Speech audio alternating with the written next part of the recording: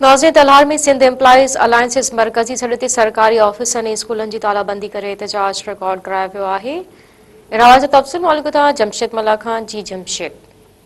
जी बिल्कुल, ॿियनि शहरनि जी अॼु तलहार में बि सिंध एम्प्लॉइज़ अलायंस जे मरकज़ी सॾ ते ऐलानियल समूरनि सरकारी इदारनि खे 23 सेप्टेम्बर खां 27 सेप्टेम्बर ताईं तालाबंदी वारे सॾ ते रूरल हेल्थ सेंटर तलहार में ओपीडी जी तालाबंदी करे एहतजाज रिकॉर्ड करायो वियो।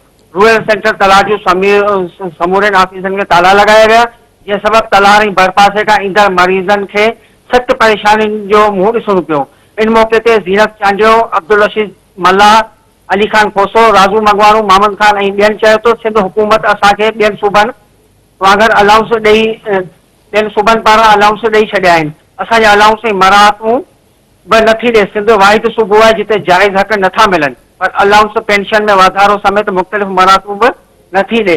असांजा जाइज़ मुतालबा हल नथा थियनि तेसीं ताईं असांजो हीउ एहतजाज जारी रहंदो। जी जमशेद, तव्हांजी महिरबानी।